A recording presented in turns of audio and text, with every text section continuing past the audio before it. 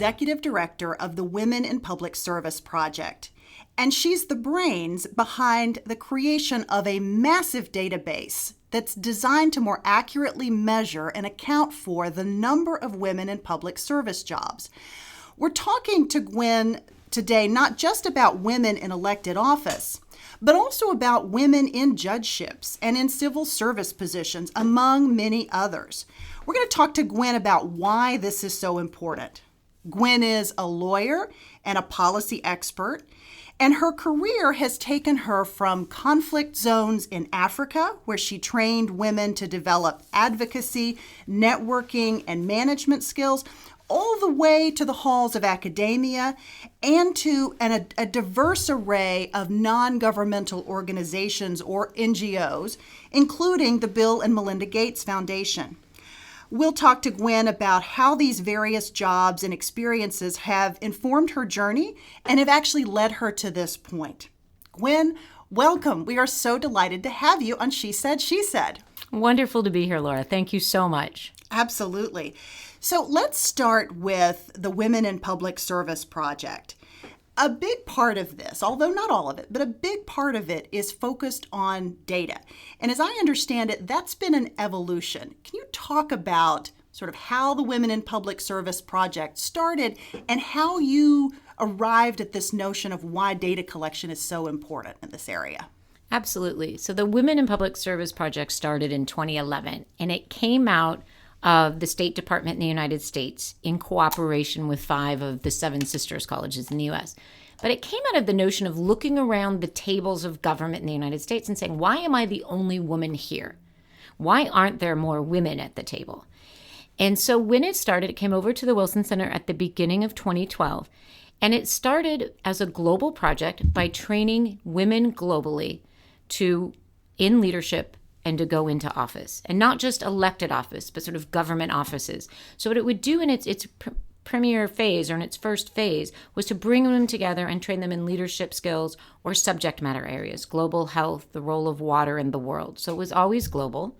But what we realized quite quickly is that it was going to be very hard to scale and grow, and that there were also a lot of other really great organizations that were training women as well and doing it very well globally. Mm-hmm. Here in the United States, we know groups like Running Start. Mm-hmm.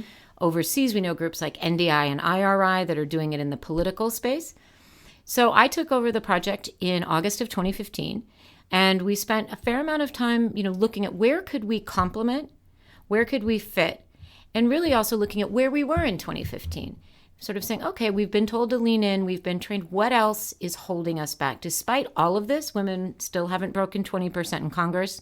They still haven't broken 12% of CEOs in the United States. Like, what is it? So we said, let's look at institutions and systems. And what's the way you're going to drive that change? And what's the way we're going to innovate? Like, what is the new things we need to do, knowing there probably isn't a silver bullet?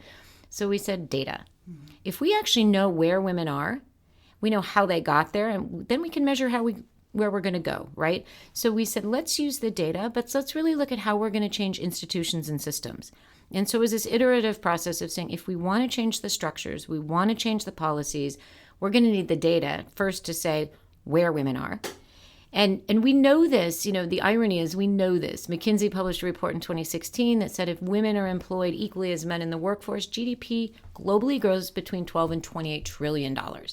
These are the evidence base, but what we need now is the action of understanding what does that mean? What are the numbers looking like? Mm-hmm, mm-hmm. I've heard you talk about power centers, that a component of this related to data is also understanding power centers. Elaborate for our listeners on what you mean by that. So, one thing that's really important, and I think we all know this in the lives that we lead every day, right? It's not enough to just hold the seat. So it's not enough to have 50% of women in Congress or to have 50% of the judiciary be women. They actually have to be able to drive decisions, drive agendas, make decisions, have influence. So we said we really need to look at the power. In the political science research, there's sort of 4 levels of representation. And one of them is descriptive, which is simply you hold this seat. But really comes important is what can you do with that seat? Can you draft legislation? Can you veto legislation? Can you set the agenda? Are you in the room when the decision is made? And so we said, we really need to look at that because it often happens in many administrations across the globe. So I don't want to focus on one or the other to appear partisan, right? But that women will hold a seat or be a minister, but they often won't be in the room making the decision about an important policy for their country. And it happens in the private sector a lot too. The decision is made by somebody else. You missed the meeting. You weren't invited to the meeting. Your memo wasn't read. And that's unacceptable because that reflects unconscious bias and perception. It also reflects where we want women to sit. You know, we want them everywhere in the government. We call it the glass walls. We want them in finance, in infrastructure, in the economy, and not just in health and education where they've traditionally sat. Doing this on a global basis is not without its challenges, I'm sure. So how do you start with a project like this? How do you establish the baseline so that you know what you have and where you're going? First way we do that is by partnership. So just in terms of the data specifically, so we are not 99% of the time, we are not collecting our data. We're using the data of groups like the World Bank, United Nations, European Commission, the OECD, using data that's publicly available, and if not, making it publicly available, and having those partnerships. So it's built off a partnership. It also is built off the partnerships with the governments themselves, agencies within the government, or generally sort of nonprofits or universities in particular countries that have an interest in looking at this. I lived in Senegal for the previous 5 years before I took over this position. The University Cheikh Anta Diop in Senegal has a gender lab. It had surveyed the Senegalese government in terms of where women are. So we partnered with them, not just on the data, but in looking at the analysis piece. And it is a challenge globally, as we know, because not every region is going to be the same. Not every country is going to be the same in how they're going to get to parity. It's going to be a different mixture that's going to take into consideration not only their policies and structures, but their culture and so forth. And so in some ways, it's a huge task to try to change every single country in the globe. But in terms of getting the data in a framework, that's something that can be useful to every country. And whoever is in that country can figure out how they need to use it, which levers they need to move to get to parity. Partnerships can be difficult. Absolutely. You would know even better than I. Talk to me about, it makes a lot of sense when the partnership works, but how do you approach this? How do you get another organization that may be very proprietary with their data, with their intellectual property, this kind of thing? How do you develop those partnerships? Well, I think like many things, one of the factors is trust, right? So it takes a lot of time to get to know the people or to get to know the persons that you're going to work with, right? So part of it is trust and personal relationships. You hear stories in negotiations. Baroness Catherine Ashton, who was part of negotiating the Iran deal, said she always has dinner the night before with everybody in the negotiation, where they're not talking about the negotiation, they're just talking about personal stuff. And that allows them, when they go in the room the next day, to have a little bit of a rapport. You know, before you go on stage, it's nice to sit with the other speakers for 10 or 15 minutes and then go on stage because you just feel a little bit more comfortable. So part of it is that trust and comfort. But the second thing is, it's really interesting, I think, in the women's space, is in that a lot of people are excited as we see what's happening across the United States, whether it's elected office, Me Too, or Time Is Up. But people are a little frustrated in why things aren't working. We've been talking about this forever. Why haven't we broken the 20% barrier in Congress? So people are looking for innovative solutions. And so I think saying this is a win-win for both of us. This is an innovative. And the nice part about where we are is we are the first data platform and index that covers all 5 sectors of government. So it's different than what anybody else has done. And so we can say we're complementary and we can help raise your visibility. So you can keep doing what you're doing really well, but do it with us. And we can raise that. And I also think in the past 10 years, we've come to an acceptance that data should be open and accessible. And so I think our value proposition is we want to work with you and we want to make it open and accessible so that people can download it and use it. That becomes, mutually beneficial to everybody.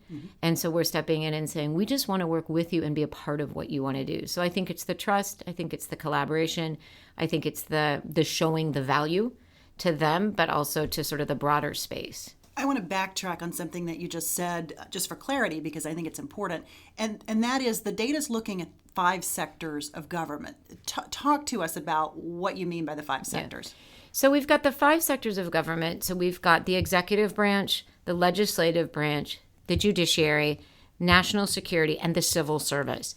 And what you'll see a lot when you talk about women's empowerment or empowerment generally, I've mentioned it several times myself, you talk about Congress or Parliament, elected office. Mm-hmm. But yet the civil service, the civil servants and the agencies here in the U.S. drive a lot of our GDP growth, employ a fair amount of people. But we're also talking about national and local. So women in police forces, not just women in the military, which is incredibly important, but women in police forces, city commissioners, judges, attorney generals, things that we haven't looked at. And what's interesting, going back to some of the challenges, it's not just globally that this is a challenge. There is no one central database disaggregated by sex for women in the judiciary in the United States, right? All of these women that want to run for office this year, we don't even know how many seats. I saw one figure today that said there's 514,000 seats open in the United States. Meaning everything from city council and school board all the way up to president of the United States. Yet when you sit in these group of experts, we all sit around and say, we don't know exactly, wouldn't it be wonderful if, what we don't know, where do I send these women? So part of this is capturing this data to know really where they are. And there's an assumption, I think, that women are at the local level, and our index is showing that globally across 75 countries, there are more women at a local level. The next question is, will they go to the national or do they want to stay local? What's that relationship? But yeah, we want to look at all sectors of government because it's not everybody wants to be president, not everybody wants to run for elected office, and that's not the only place that you can make change, right? And there's a lot of other places that you can make change and implement legislation or, rule on policies in people's lives. As a judge, I'm a lawyer, so I'm passionate about the legal profession. So we really wanted to look at all of those, and that was a space that no one else was looking at as well. Mm-hmm. Interesting, very interesting. So let's take a step back and let's talk a bit about the challenges still facing women, whether we're talking about in public service type roles, in elected office, or whether we're talking about the C-suite and executive level jobs. We've talked quite a bit, in fact, on this podcast about a number of these factors, especially as it relates to women running for office and what holds them back in this context. But you're looking at a much more diverse range of jobs, right? It's not just women running for office, it's other types of jobs and positions as well. So what are you finding? And especially on a global basis, because I would think that there would be a big difference between what you find in the U.S. and what you find elsewhere around the world, given the number of countries that you're looking at. So talk about what you're seeing. In 2 minutes or less. Yeah, well, it's a big question. Yeah. No, but I'm seeing things in two categories. One is behaviors and one is policies. So one of the things when I say behaviors is, I talked earlier about unconscious bias or perception matters, right? So what we're finding globally in the index, for example, is that in a place like Slovenia, where 72% of the population believe and perceive that women have a right to work out of the home, that women and men have equal opportunity, that should have equal opportunity. In Slovenia, women are doing very well in terms of gender equality. They're 50% in the defense ministry, they're 50% in the finance, they're in education, they're rising high. So that perception matters, right? That unconscious bias, how people treat and behave with women matters. The second thing in terms of the behaviors is the networks. So whether it's sort of the old boys network, as we call it in the United States, or globally in Asia and Latin America, it's a family network. Breaking through a network, whether that's elected office or whether that's civil service, is still the key to getting in a job. And I think that's what happens in the private sector getting on board. You sort of look between, I need a great new CFO, and somebody that says, I know a great CFO. And that, which is great, but it also means it stays within your network. And you're not going outside of your network to find that candidate who may look different, have different skill sets, or just may be there looking very similar. They just don't happen to be a part of your network. So the networks is part of it. And so those two things I think are universal. You can call culture and religion differently, but in reality, it still comes down to the same things about perception and about sort of just behaviors, how people behave. And what we do find in the index is that, if you're treating boys and girls equally, they're receiving equal levels of education, you're talking to them equally, women are doing better in terms of women's leadership. The second piece and sort of what the challenges are simply in some of the policies. A policy in a company, for example, or even in a government that says you're going to be promoted if you've worked X amount of years, is often, that is not gender blind necessarily. Because if you take time off, whether it's to have a child or whether it's for elder care for whatever reason, then you have less time in the workforce. And so it's counted less. And that is clearly gender biased. Your earnings, your past earnings as a measure of what you will earn or whether you will go up can also be not be gender blind. So in other words, there are these specific policies put into place. But what we do find across the globe is affirmative policies, whether they're quotas or other policies that say, Macedonia has one that says 30% of the underrepresented party must be on the ballot and must be on a candidate for appointed list. So they don't say men or women, but they say 30% of the underrepresented. So affirmative policies matter.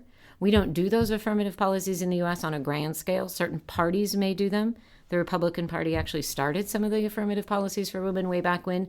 Now it's sort of the trends have switched. Democratic Party of Maryland is using some right now. So the policies still do matter in this case. And so I think, some of the challenges are the policies and some of the challenges are the behaviors. In thinking about the behaviors, we talk a lot about confidence, where confidence comes from, how you can essentially get in front of where the confidence gap can occur, especially with tween girls. Claire Shipman and Katty Kay have written a revised version of their great book, The Confidence Code. We're going to talk to Claire in a week or so about this book and why it was so important to highlight younger girls. But let's talk about that, the investment and the awareness around the fact that confidence can fall off more considerably for women than for men in some cases. And I think it plays out a couple different ways, right? I think when you're in the workforce, the confidence can prohibit you from applying for a job that you would normally apply for. It can prohibit you from negotiating, or prohibit you often from asking why. Why didn't I get that promotion? Why didn't I move up? Why am I not at the table? I mean, the studies still show that women look at a job description in government or in the private sector across the board, and they say, if I don't have all these qualities, I'm not necessarily going to get there. And that goes back to, you can call that confidence or you can call it the quest for perfection, but I think it's an interplay of the two.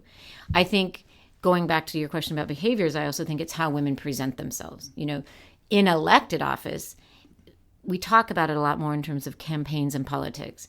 How shrill, how strong, how loud, how vocal, right? But the same things happen in the civil service and whatever is, she's too vocal, she's too strong. At the same time, I do think that the tide is changing and we're starting to realize some of that. And so what I say to people is have the confidence to speak up, figure out the tenor of the room, but make sure that you do speak up and bring up your expertise. But that plays a lot. The government's a lot like the private sector. You might write this great and fantastic memo and somebody may not simply read it because you didn't speak up. They may not read it for political reasons. They may not read it because they're busy. And so unless you sort of take that next step. And sort of learn to package yourself. And I think I want to touch on another thing that's not related to conference, but when you brought up the girls and the behaviors is also, I don't think people think government's very exciting to work for, frankly. And so one of the things we would like to do, and a partner of ours in Berlin works really good on, is making government an exciting place to work. I think women look at politics and say, if they're going to critique how I look and how I dress and how I talk, if they're going to bring my family under a limelight, this is exhausting. I don't want to do that. Or they look at government and think, it takes so long to get things done. It's not exciting. It's not innovative. And at the same time, you think about certain administrations started digital service teams. They brought in people from Google to sort of digitize. What an interesting job to digitize the government or to make the Department of Veteran Affairs work better through technology. That is a fascinating job. And so I think we need to bring a little bit of that story back, that it is an exciting and great place to work. How do you do that? By showing examples of what government's doing that is innovative. By trying to show that it's innovative. I think you do that in the same way that the tech sector is going to have to show this is a great place to work and we respect diversity. I think you have to take the policies and measures to show that you're willing to, hire women, promote women, and be supportive. But the way I think you're going to get the excitement back in government, too, is by showing there are innovative things that happen. And reminding people a little bit like we're trying to remind people, government is not only elected office, it still controls a large portion of a GDP in a country. In other words, you can have an influence. And making sure that people can see that the government can make changes. A lot of us sit here in the U.S. under whatever administration go, it's going to be another 4 years of the same thing and nothing's going to change. Or we hear the administration say we're going to change this and we're like, yeah, but that won't happen for another 3 years. Does this require starting earlier? to go into schools and talk to young people who are well before they enter their career or before they're making career decisions, to educate them about the role that governments play. Absolutely. And so one thing we're doing is we're at the high school level in Kenya and Rwanda, and we run a mentorship with girls in high school. It's called Girls Guiding Government. And so we're saying, here's some leadership training and get excited about government. What I'm finding with some other partners like Running Start and NDI is also we're thinking you actually need to start sooner than that. You really need to start middle school. In terms of equality and women's confidence, you need to start really young, 4 or 5 years old. My examples are, various countries I've lived in Africa, the father often doesn't eat with the family. The kids often eat with the nanny, or the kids eat with the mom. The dad eats first or later, or he eats, with the mother after the kids have gone to bed, that kind of setup. But, what's important is that the family sits together, that you talk about your jobs together, that you see what your father does, that he says to the girls and the boys, you can do this, you want to do this, study this, you can have this job. That has to start when you're 4 or 5, at that age, 4, 5, 6 years old. That confidence has to come then, because what we're seeing is children that arrive into high school have already sort of predisposed to both confidence and to what they want to do. So both in terms of government and in terms of confidence, girls have to, start young. And I also believe that all kids have to start exploring all kinds of opportunities, whether it's sports, whether it's boys doing dishes at the house, whether it's boys babysitting, really explore all of them. Because when you're young, you don't have the filters and you haven't been socialized yet. And so you need to experience all that, because once you're 18 or 19, you are socialized. And it's not that you can't build up that confidence or build up a new career idea. It's just that it takes longer and it's harder. So you've set a very ambitious goal for reaching 50% representation of women by the year 2050.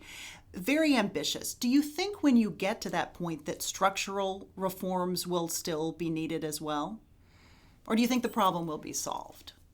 That is a very good question. I think that the problem will not be solved, to start with the second part of your question, because I think the question we will have in 2050, if we get there, is who are these 50%, right? In other words, we're not one group of women. And that's not just broken down by party, but it's broken down potentially by ethnicity and, socioeconomic group and so forth. So we'll have to ask, are these 50% women there still representing what is going on in our country? Because one of the things that government has is you want your government to look like the people it represents, sort of the jury concept, jury of your peers, meaning it should come from all economic levels, it should come from all races and ethnicities. So I don't think we'll be there, because I think there's always going to be behavior changes and prejudices and bias and things that we're going to have to look at. But I think in terms of that, we'll have to look at who's there and is our government as representative as possible. I think there will be structural changes getting up there, and there may need to still be structural changes to make sure that we are hiring and promoting on merit, right, and not based on unconscious bias and so forth. I think also to make sure that, and this is one thing I say, we're not trying to make women be the leaders of the universe and be the 100% at the table, right? We chose parity because we are 50% of the population. So let's assume we're 50% of the population in 2050, but we want to make sure that we keep that representation and we keep that notion of parity. So are the policies in place that will make that happen? There are studies that show if you have 30% representation that you've sort of gotten over a hump and it's all going to be sort of downhill from there. I think that's true, but I think if you look at history, you can go back very quickly in terms of types of government or in terms of types of representation. So I don't want to get too deep and philosophical, but I still think there'll be structural reforms. I think, one of the debates in the U.S. will be interesting is right now in terms of electing people. One of our colleagues is always saying, we want more proportional representation. The Electoral College is not working. And we may go back to proportional representation and get to 2050 and say, maybe there's a better way. So I think there's sort of always a need for some sort of structural reform. But I would think by the time we get there, you look at countries like a Sweden or a Finland and Denmark who've sort of gotten there in terms of gender equality in government and sort of happiness and equality indicators. But I think they're always innovating in what they need to do. Let's talk a bit about your work in Africa, which is so fascinating. And how did those experiences inform the work that you're doing now? I think a couple of things. I mean, one thing I saw very vividly in Africa that I didn't see as clearly in the United States, where I'm from, was I saw, strong, resilient women, and I saw that they were actually leading communities. So I worked in a fair amount of war zones, and what I noticed is while a lot of men were were off fighting or out fighting for all day, the women were running the communities. The women were making decisions. There were informal structures that were set up, and in some cases formal. Then I often saw on another not great argument is that once a peace process was put into place, the women were sort of left by the side, right? But yet they had run the community for 20 years. And the other thing I saw is that it doesn't take much for women to be leaders.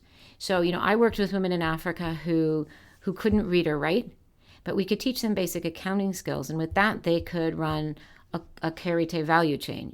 They could sell their lettuce and their onions and quadruple their income in a very short period of time. They knew how to work with associations. They also knew how to build an association and get a community of people within their community to build a small business. And so in other words, they didn't have to go through 15 years of formal education. And I really came to appreciate the value of kind of just being smart and vocational training and the value of will, in to be able to do that. And so I just really saw these opportunities. And I also saw that it's not that hard. It's not like you had to lift the entire country, the entire continent out of poverty and put 1 million great universities across the country and pour in $1 million. It was, you had to give people going back the confidence and the will and some basic skills and some basic concepts, and you could make things happen. And so I think that's what led me to where I am today. And I think, one of the things while I'm at a think tank and there's this data platform and we're talking a lot about advocacy, the challenge is being global, but I don't want to forget that every country, what can we do on a country by country, community by community basis? And that's sort of my biggest challenge is there's 3 of us here, and we can't be everywhere. But if we can inspire and have partnerships, hopefully that can be everywhere, we can actually drive that. Is that what success looks like for you as you think about this? Not just the goal of 50% by 2050, but for you personally, what does success look like? For me personally, I think what success looks like is maybe 2 things. This is a hard question, right? I think success looks like, women in a community, probably somewhere where I live, let's say Senegal, where I see a women rise up to the head of the defense ministry in Senegal, right? And that would be success, like physically seeing specific women being able to rise up and have positions. But success for me also really looks like, whether we're at 50% or not, that the notion of equal opportunity is being discussed and aimed for. So that both in trying to put in place laws, because it's hard to put in gender blind, but if there is equal opportunity, at least on the face of the law, and people are talking about it in a society and saying this is an important value for us, that would be success. If we can stop this win-lose, or women's leadership is better than men's leadership, or men's leadership is better than women, that's actually really not the issue. I want equal opportunity. I want to know that this young girl at 4 that says, I want to be an astronaut, knows that she can do that if she, fulfills certain criteria and studies the right way and does the right things. Mm-hmm. So it's a little bit intangible, but I guess I look at if I feel like a country or somewhere where I live or a company has made really concrete steps to do some gender blind and some really neutral policies, and the dialogue that's going on in society is about equal opportunity, that's what success feels like, I think.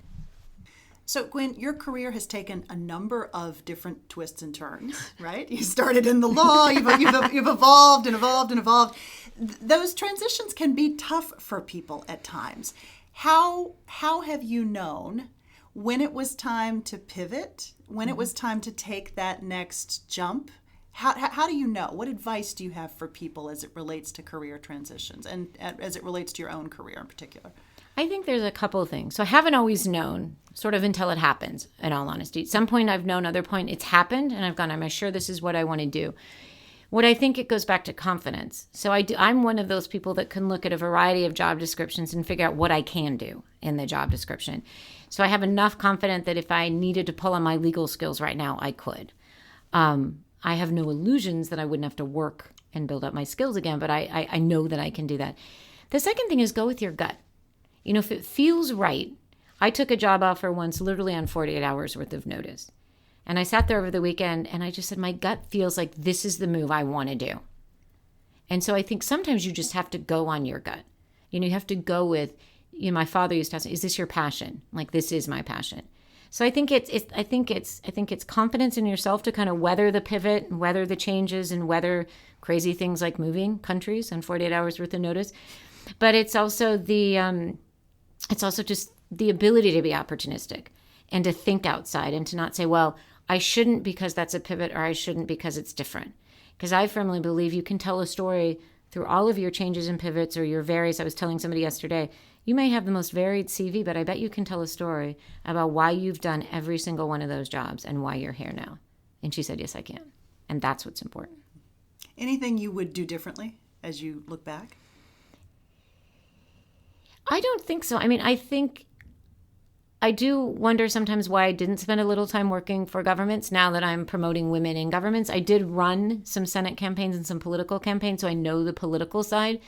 I don't regret it, but I do think it would be interesting to go work in government and maybe doing that before this, because often when I was in Africa in a lot of my positions, I was talking to African governments about what they should do. Mm-hmm. And yet I'd actually never really worked in one. And so that might be one. It's not a regret, but it might be something that I think would be interesting to sort of add to the experience to make it stronger. We've talked a lot about your work. How can our listeners get involved or support the efforts that you have underway here? Absolutely. Well, the obvious sort of marketing, ploy is go to our website and see. I think part of how people can get involved is there's an advocacy piece, right? So we have on our website sort of talking and asking questions. Why aren't there more women in government? Why aren't they there? I think talking about in your family and talking about in your communities is really one way to sort of start changing that conversation. Because if people start demanding that their city council or their attorney general or Department of Housing here looks like more the community, if they start demanding that agencies in government have more diverse workforces, then I think that conversation piece will start. If people want to sort of research and do data collection, give the project a call, because we want as many people as possible that say, I'm interested in this issue, and we want to say, let's take a look at it. I mean, one thing you can do is you can go and download all of this data and do your analysis, and whether that's advocacy or a research piece, do your analysis. And think about government. If people haven't thought about government before, think about government, because I think government needs new people. And I don't think that people today do one career for 35 years. I think they go in and out of careers. And so I think the government can learn from the private sector can learn from the government. Mm-hmm. That's great. You've given us great career advice this morning, but if you have one piece of advice or one life hack, something you live by, something that you share with other people, what might that be? Be opportunistic. I mean, it sort of was what I said before, right? Be confident in yourself. And if you're confident, be opportunistic. Look outside and don't say I can't do it because it doesn't make sense.